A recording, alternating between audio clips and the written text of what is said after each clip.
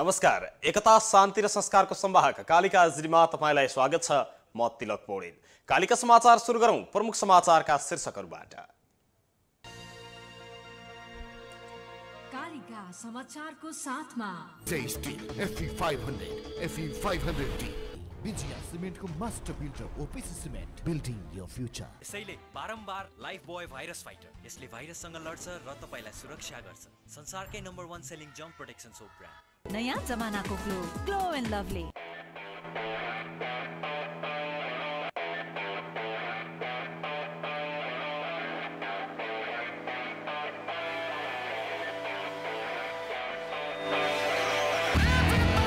यस Yamaha.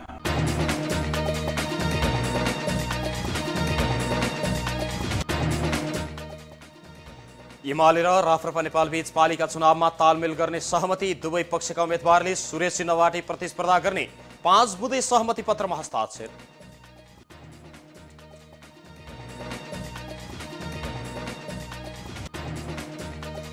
देशको लोकतन्त्रलाई स्थायित्व प्रदान गर्न एमाले सक्षम रहेको एमाले अध्यक्ष ओलीको दाबी। 5 दलीय गठबन्धनले देशको अर्थतन्त्र नै धराशायी बनाएको आरोप।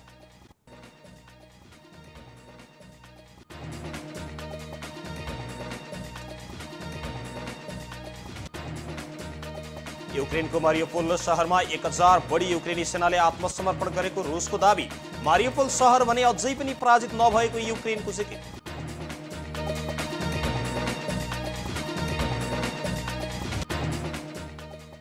र नवौं राष्ट्रिय खेलकुद प्रतियोगिता आगामी जेठ 22 गतेदेखि पोखरामा हुने निश्चित। टी20 श्रृङ्खला विजेता टोलीले जनहित 2 लाख रुपैयाँ प्राप्त गर्ने।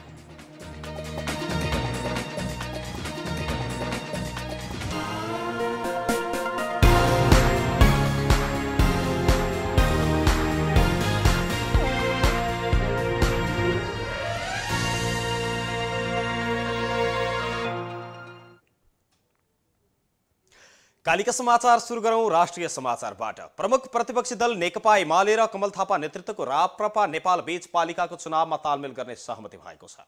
दुवै दलका नेताहरू बीच आज बुधबार भएको छलफलपछि 5 बुँदे सहमति पत्रमा हस्ताक्षर समेत भएको छ। सहमतिमा सम्भव भएसम्मका पालिकामा तालमेल गर्ने र राप्रपा नेपालका उम्मेदवारहरूले पनि सूर्य चिन्ह नै लिएर चुनावमा प्रतिस्पर्धा गर्ने तथा निर्वाचित भएपछि उनीहरू राप्रपा नेपालमै आबद्ध रहने पनि सहमति भएको छ। त्यस्तै राप्रपा नेपालले उम्मेदवार नदिएका ठाउँमा एमालेका उम्मेदवारहरूलाई सघाउने सहमति समेत भएको छ।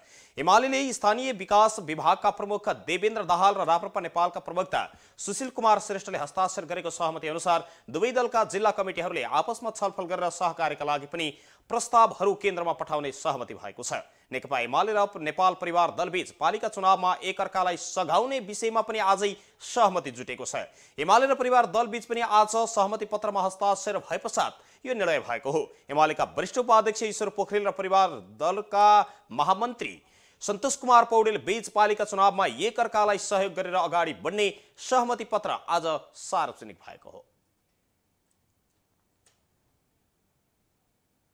प्रमुख प्रतिपक्षी दल नेकपा एमालेका अध्यक्ष केपी शर्मा ओलीले देशको लोकतन्त्रलाई स्थायित्व प्रदान गर्नका लागि एमाले सक्षम रहेको दाबी गर्नुभएको छ। एमाले विराटनगर महानगरले आज आयोजना गरेको बृहत कार्यकर्ता भेला तथा पार्टी प्रवेश कार्यक्रमलाई सम्बोधन गर्ने क्रममा उहाँले विभिन्न भाषा भाषी र भूगोलमा बस्ने सम्पूर्ण नेपालीहरूको साझा अभियानबाट सौर्य गणतन्त्र र संघीय गणतन्त्र र नागरिकता सार्वभौम सत्ता निहित गर्ने महान अभियानमा शरीक बनाउने कार्यमा पार्टी लागेको पनि बताउनु भयो। उहाँले देशलाई अस्थिरतातर्फ धकेल्ने कोही कसैको कार्यलाई कसैले कहिले पनि सफल हुन नदिने दृढता व्यक्त गर्दै जनप्रतिनिधि विहीन पालिका बनाउने षड्यन्त्रलाई नेपालीले नमान्ने बताउनु भयो। अध्यक्ष ओलीले आफू प्रधानमन्त्री हुँदा हुलाकी राजमार्ग र पूर्व पश्चिम राजमार्गको स्तरोन्नति गर्ने कार्यलाई तीव्रता दिएको तथा विभिन्न विमानस्थलको विस्तार गरी रात्रि सेवा समेत सञ्चालन गराएको दावी गर्नुभयो। उहाँले 5 दलीय गठबन्धनले देशको अर्थतन्त्र धराशायी बनाएको आरोप लगाउँदै निर्माण सम्पन्न गरेका विभिन्न ठेकेदारले भुक्तानी नपाएकोमा गुनासो गर्नुभयो। अध्यक्ष ओलीले विक्रम सम्वत 2051 मा मासिक 100 देखि सुरु गरेको ज्येष्ठ नागरिक सामाजिक सुरक्षा भत्ता अहिले दैनिक 133 रुपैयाँ कायम भएको र कर्मचारीको सहज जीवन यापनका लागि तलब वृद्धि समेत गरिरहेको समेत स्मरण गर्नुभयो। राष्ट्रिय प्रजातन्त्र पार्टी राप्रपाका अध्यक्ष राजेन्द्र लिङ्गदेनले नेता र काला व्यापारीहरूले ले घरमा नोट थन्काएका कारण देशमा आर्थिक सङ्कट आएको बताउनु भएको छ। राप्रपा प्रसाले आज वीरगञ्जमा आयोजना गरेको आमसभामा बोल्दै उहाँले यस्तो दाबी गर्नु भएको हो। लेनदेनले बैंकमा नोट नहुनुको कारण नेताहरू र काला व्यापारीहरूले घरमा थन्काउनु भएको समेत बताउनु भयो। नेताहरूले कमिसन र भ्रष्टाचारबाट कमाएको पैसा बैंकमा राख्दा आम्दानीको स्रोत खुलाउनु पर्ने भएकाले पनि घरमै थन्काएको उहाँले जिकिर गर्नु भएको छ। नेताहरू र काला व्यापारीहरूले घरमा नोट थन्काएका कारण देशमा आर्थिक सङ्कट आएको जिकिर गर्नुभयो। अध्यक्ष लिङदेनले आफ्नै जीवनकालमा देश बनेको हेर्नका लागि पनि मतदाताहरूले पार्टी र नेता फेर्ने बेला आएको जिकिर गर्नुभएको छ। उहाँले कांग्रेस, एमाले, माओवादी र मधेसवादी दलहरूलाई मत दिएर देश बन्नु भनेको दूधका लागि साँढेको टाङमुनि बाल्टी थाप्नु जस्तै भएको भन्दै टिप्पणी गर्नुभयो। उहाँले देशका ठूला राजनीतिक पार्टीहरूले देशलाई बर्बादीको बिन्दुमा पुर्याएको आरोप समेत लगाउनु भएको छ। शिक्षा विज्ञान तथा प्रविधि मन्त्री देवेन्द्र पौडेलले सरकारले सार्वजनिक गरेको सार्वजनिक विद्यालयलाई समेत सुधार गर्न जोड दिइरहेको जिकिर गर्नु भएको छ। आज काठमाडौँ महानगरपालिकाका विभिन्न सार्वजनिक विद्यालयहरूको अनुगमन गर्ने क्रममा उहाँले सार्वजनिक शिक्षालाई सुधार गर्नका लागि सरकारले जोड दिइरहेको बताउनु भयो। उहाँले नेपालको सार्वजनिक शिक्षामा भौतिक पूर्वाधारको सुधार, कानुनी सुधार र शिक्षण सिकाइ प्रक्रियामा सुधार आवश्यक रहेकाले त्यसका निम्ति सरकार लागि परेको बताउनु भएको छ। मन्त्री पौडेलले निजी क्षेत्रले पनि शिक्षालाई नाफा आर्जन गर्ने थलोका रूपमा नलिन न्यूनतम शुल्कमा पढाउनु पर्ने बताउनु भएको छ। सरकारले निजी क्षेत्रलाई पनि ध्यान दिइरहेको उहाँको जिकिर छ। उहाँले कम्तीमा 3 वर्षभित्रमा सार्वजनिक शिक्षा सुधारमा देखिने गरी सरकारी काम गर्ने प्रतिबद्धता समेत व्यक्त गर्नुभयो। मन्त्री पौडेलले विद्यालय सुधार्ने मुख्य जिम्मेवारी शिक्षकको काँधमा रहेको भन्दै शिक्षकहरूले विशेष रूपमा ध्यान दिनुपर्ने आवश्यकता औल्याउनु भएको छ। उहाँले शिक्षक र विद्यार्थीलाई विद्यालय पोसाक अनिवार्य रूपमा लगाउन आग्रह समेत गर्नु भएको छ। ओखलढुङ्गाको मानेभन्ज्याङ गाउँपालिका 6 को हर्कपुर नजिकै भएको जीव दुर्घटनामा ज्यान गुमाउने प्रहरीको संख्या 3 जना पुगेको छ। विराटनगरका लागि छुटेको 17 नम्बरको जीप मानेभन्ज्याङ गाउँपालिका 6 हर्कपुर भन्ने ठाउँमा भैरबाट तल खसेको थियो। दुर्घटनामा सोलुखुम्बु घर भएका प्रहरी हौलदार भूपेन्द्र कार्की र झापा घर भएका प्रहरी जवान मनिष राजवंशीको घटनास्थलमै मृत्यु भएको प्रहरी जवान रूपक विष्टको कटारी नगरपालिका 14 को घुर्मीमा उपचारका क्रममा ज्यान गएको प्रहरीले जनाएको छ। प्रहरीहरू चढेको जीप दुर्घटना हुँदा अन्य 6 जना प्रहरी घाइते छन्। घाइतेमध्ये 6 जनाकै अवस्था गम्भीर रहेकाले उनीहरूलाई उपचारका लागि हेलिकप्टर मार्फत नेपाल प्रहरी अस्पताल काठमाडौँ पुर्याइएको पनि प्रहरीले जानकारी दिएको छ। एकता, शान्ति र संस्कारको संवाहक कालिका एचडीमा अहिले प्रसारित कालिका समाचारमा पालो भएको छ विज्ञापनको। तर त्यसभन्दा अगाडि अहिले प्रसारित प्रमुख समाचारका शीर्षकहरू एकपटक। कालिका समाचारको साथमा टेस्टी FE500 FE500D विजया सिमेन्टको master builder OPC cement, building your future. यसैले बारम्बार लाइफ बोय भाइरस फाइटर, यसले भाइरससँग लड्छ र तपाईलाई सुरक्षा गर्छ। संसारकै नम्बर 1 सेलिङ जम्प प्रोटेक्सन सोप ब्रान्ड। नयाँ जमानाको ग्लो एन्ड लभली।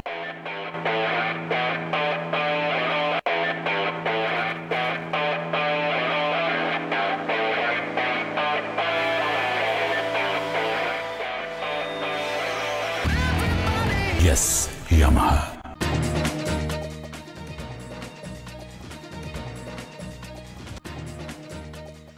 एमाले र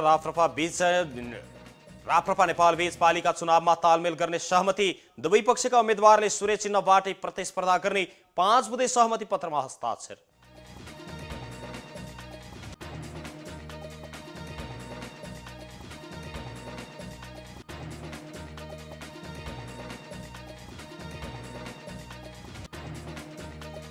देशको लोकतन्त्रलाई स्थायित्व प्रदान गर्न एमाले सक्षम रहेको एमाले अध्यक्ष ओलीको दाबी।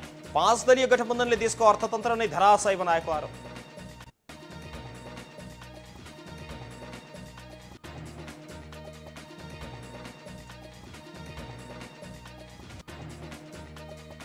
युक्रेनको मारियोपोल शहरमा 1000 युक्रेनी सेनाले आत्मसमर्पण गरेको रुसको दाबी। शहर भने अझै पराजित नभएको युक्रेनको जिकिर।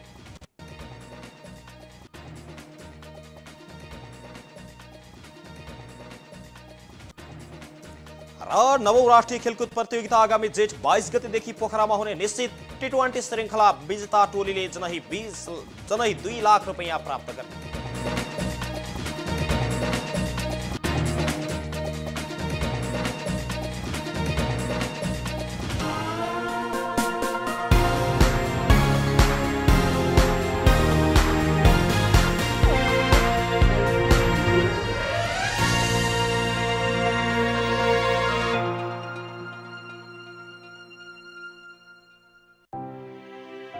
घर बनाउनको लागि एक अर्कामा भरोसा चाहिन्छ, हैन र? भरोसा हुन एकअर्कामा विश्वास चाहिन्छ, हैन र? विश्वासले दिन्छ हरेक सम्बन्धलाई जुनीभरिको साथ। भनिन्छ नि, राम्रो सम्बन्ध 7 जुनीको लागि बनेको हुन्छ। प्रस्तुत छ जगदम्बा सुपर साइन तथा ग्याल्भा प्लस 7 को साथ। अत्याधुनिक ग्याल्भोलुम लाइन प्रविधिबाट बनेको, टिकाउ तथा खिया प्रतिरोधात्मक, हरेक मौसमबाट पूर्ण सुरक्षा, उच्च मजबुती, उत्कृष्ट रङ कोटिङ प्रविधि, उत्कृष्ट गुणस्तर परीक्षण, गार्ड फिल्म कोटिङ, नेपालमै नवीन प्रविधिद्वारा उत्पादित जगदम्बा सुपर साइन तथा ग्याल्भा प्लस जस्ता पाता जीवनभरको भरोसा।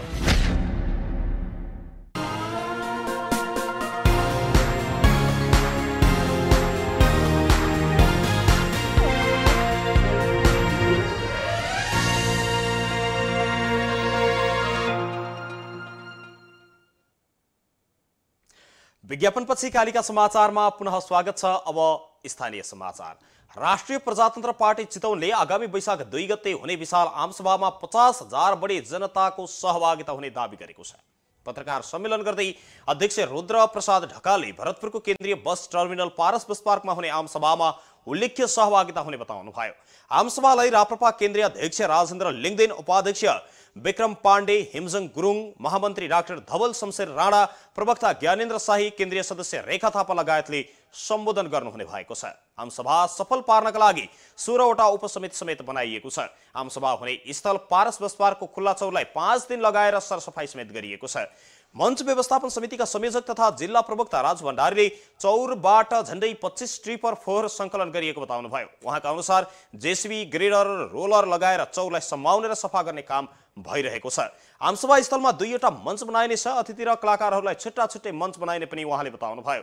जिल्ला उपाध्यक्ष जीवलाल पुरीले चितवनका 98 वटै वडाका जनताहरूको आमसभामा सहभागिता जनाउने बताउनु भएको छ। छिमेकी जिल्लाबाट समेत उल्लेख्य रूपमा सहभागिता रहने उहाँको भनाइ छ भने उहाँका अनुसार आमसभाकै कार्यक्रममा चितवनबाट अन्य दल परित्याग गरी 3000 बढी राप्रपामा प्रवेश गर्ने कार्यक्रम समेत रहेको उहाँले बताउनु भएको छ। ढकालले वैशाख पहिलो साता चितवनका 7 वटै स्थानीय तहका उम्मेदवारहरू घोषणा गरिने समेत बताउनु भएको छ। मेयर, उपमेयर, अध्यक्ष, उपाध्यक्ष, वडाध्यक्ष, वडा सदस्य सबै पदमा राप्रपा चितवनले उम्मेदवारहरू छनौट गर्ने बताउनुभयो। उहाँले उम्मेदवारहरूको नामावली सङ्कलन कार्य जारी रहेको पनि बताउनु भएको छ। कालिका समाचारमा अब अर्थ समाचार।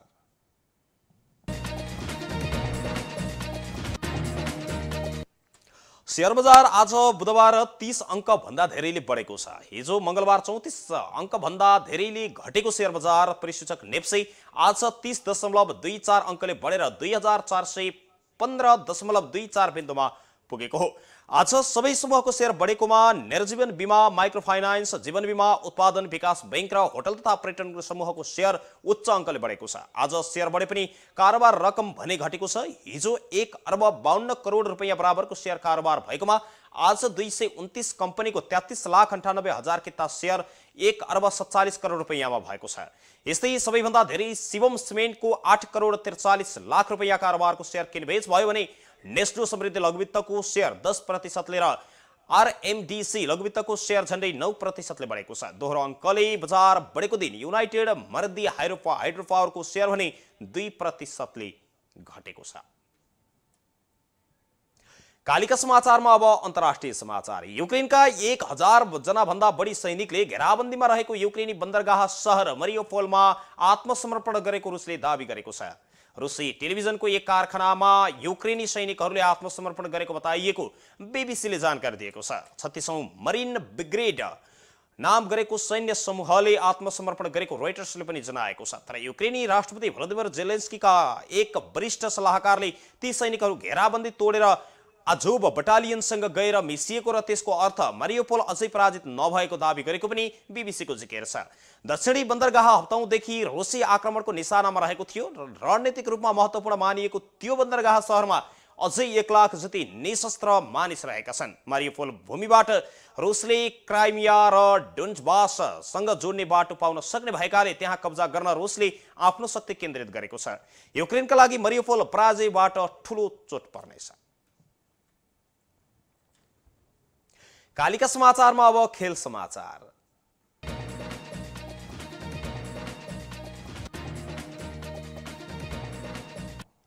नवौं राष्ट्रिय खेलकुद प्रतियोगिता आगामी जेठमा हुने निश्चित भएको छ। मन्त्री परिषदको बैठकले नवौं राष्ट्रिय खेलकुद प्रतियोगिता आगामी जेठ 22 देखि 28 गतेसम्म गर्ने निर्णय गरेको युवा तथा खेलकुद मन्त्रालयले जनाएको छ।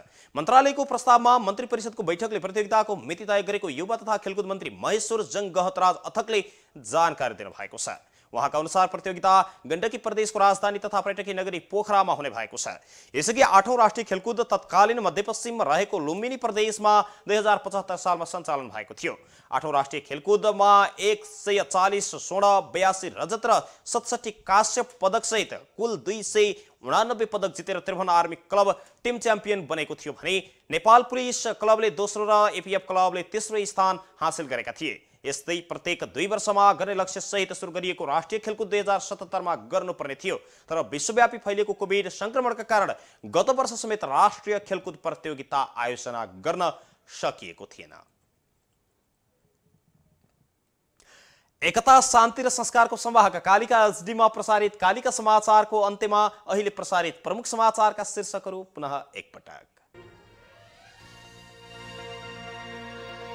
कालिका समाचारको साथमा Tasty FE500, FE500D, विजया सिमेन्टको master builder OPC cement, building your future. यसैले बारम्बार लाइफ बोय भाइरस फाइटर, यसले भाइरससँग लड्छ र तपाईलाई सुरक्षा गर्छ। संसारकै नम्बर 1 सेलिङ जम्प प्रोटेक्सन सोप ब्रान्ड। नयाँ जमानाको ग्लो एन्ड लभली।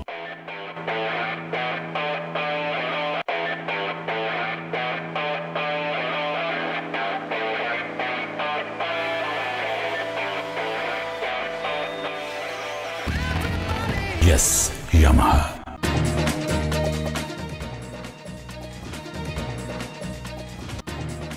प्रमुख प्रतिपक्षी दल नेकपा एमाले र राप्रपा नेपाल बीच पालिका चुनावमा तालमेल गर्ने सहमति। दुवै पक्षका उम्मेदवारले सूर्य चिन्हबाटै प्रतिस्पर्धा गर्ने 5 बुँदे सहमति पत्रमा हस्ताक्षर।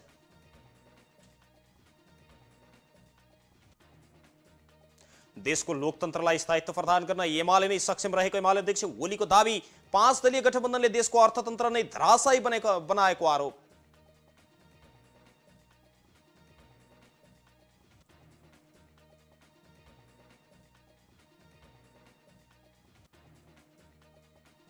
युक्रेनको मारियोपोल शहरमा 1000 युक्रेनी सेनाले आत्मसमर्पण गरेको रुसको दावी। शहर भने अझै पनि पराजित नभएको युक्रेनको जिकिर। र नवौं राष्ट्रिय खेलकुद प्रतियोगिता आगामी जेठ 22 गतेदेखि पोखरामा हुने निश्चित। T20 श्रृङ्खला विजेता टोलीले जनै 2 लाख रुपैयाँ प्राप्त गरे।